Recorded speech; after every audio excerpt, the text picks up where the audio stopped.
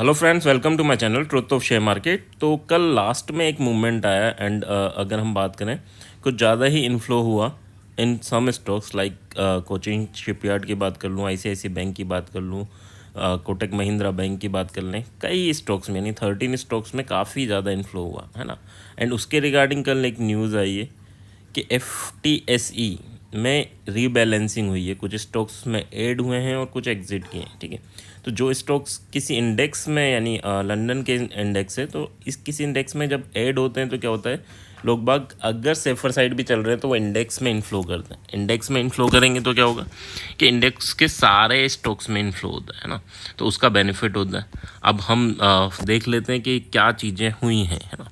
तो first of all this video is only for education purpose. यहाँ मेरा Telegram link and WhatsApp number given है, so please join कर लें। Start करते हैं कि यार पहले तो FTSE, ठीक है, ये वर्ड कल से आप सुन रहे होंगे, इसका एग्जैक्टली मीनिंग क्या है। फाइनेंशियल टाइम्स स्टॉक एक्सचेंज है, जैसे हमारा निफ्टी है, मिड कैप इंडेक्स है, वैसे ये लंदन का इंडेक्स है। ठीक है, तो FTSE 100 है, वहाँ 200 है। ठीक है, तो वहाँ से क्या है कि 1 बिलियन, ठीक, बूस्ट मिला है आफ्टर रीबैलेंसिंग, कि इतना बिलियन आपका इन्फ्लो बढ़ सकता है। ठीक है, और कितना ICICI bank and rebalancing ICICI bank में कितना आ सकता है 236 मिलियन। तो लास्ट में आपने एक मोमेंटम ICICI बैंक में भी देखा होगा, आगे मैं भी शो करूँगा। ठीक है, तो यहाँ पर बात हो रही है 1 बिलियन इन्फ्लो की, एंड 1 बिलियन इन्फ्लो काफ़ी ज़्यादा होता है।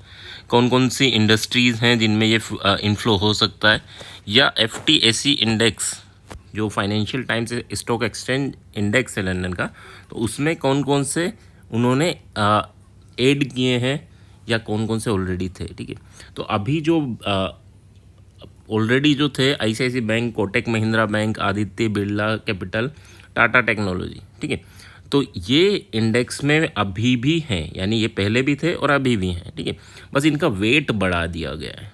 ठीक, तो बढ़ाने की वजह से क्या होगा कि इनमें जो इन्फ्लो होगा वो 390 मिलियन इन्फ्लो, $390 मिलियन का इन्फ्लो इनमें होगा। ठीक है, और कुछ 13 स्टॉक्स उन्होंने और ऐड किए। ये तो ऑलरेडी थे, ये जो स्टॉक्स हैं वो ऑलरेडी थे और अभी भी हैं, यानी इन्हें एग्जिट भी नहीं किया है स्टॉक्स एक्सचेंज से। ठीक है, तो अब 13 स्टॉक्स और ऐड किए हैं। कौन कौन से स्टॉक्स से ऐड किए हैं, तो फर्स्ट नाम है Cochin shipyard. And Cochin shipyard क्यों हमारे रडार पे है या थंबनेल में आपने क्यों देखा, इसको आगे एक्सप्लेन करूंगा मैं। कोचिन शिपयार्ड और ICICI बैंक दोनों के चार्ट भी हम थोड़ा देखेंगे।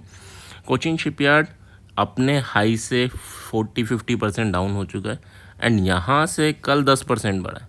ठीक है, तो इन्फ्लो अगर आता है और अपना हाई भी टच करता है तो भी ये 40% बढ़ने के चांसेस है, 40 से 50%। 50% यहाँ जहाँ लेवल है अभी भी, यानी 10% बढ़ने के बाद भी वो 50% और बढ़ सकता है। ठीक है, तो और भी कई हैं, KEI इंडस्ट्री है जो भी अब ऐड किया गया है। ठीक है, आपका Maharashtra and central bank of India है, ये भी आपके इस ऐड किए हैं जिनमें भी इन्फ्लो हो सकता है। ठीक है, बट कोचिंग शिपयार्ड की बात करूँ तो इसमें इन्फ्लो 30 मिलियन का हो सकता है। ठीक है, इतना इसमें इन्वेस्टमेंट आ सकता है। तो अभी हम देख लेते हैं कि यार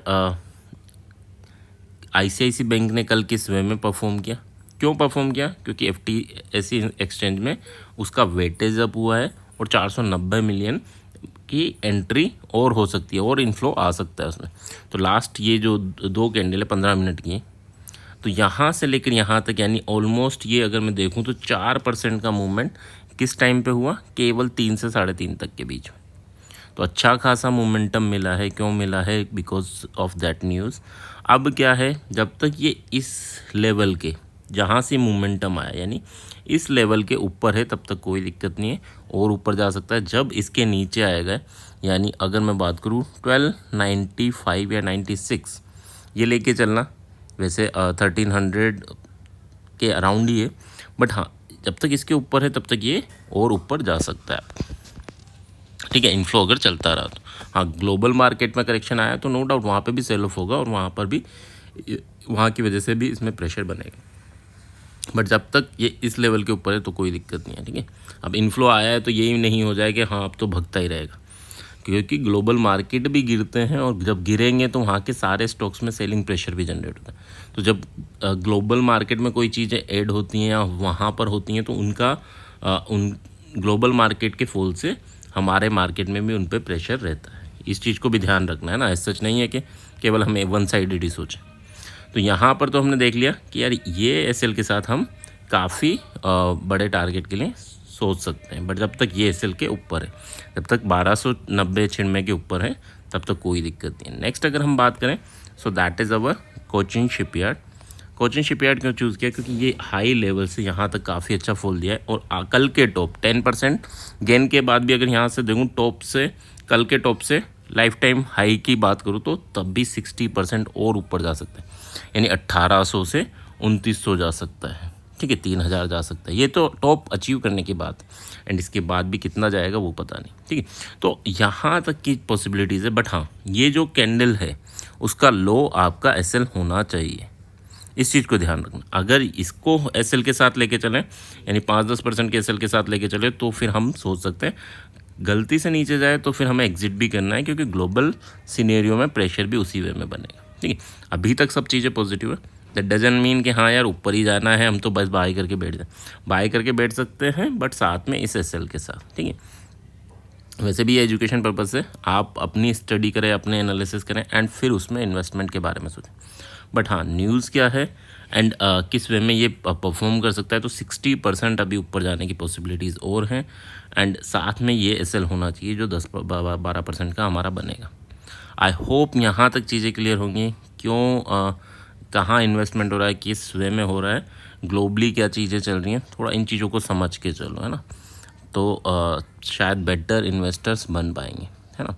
सो थैंक यू। अगर पसंद आए तो please like and comment, so that इस टाइप की वीडियोस भी मैं ऐड कर सकूं अपनी एनालिसिस में। Thank you.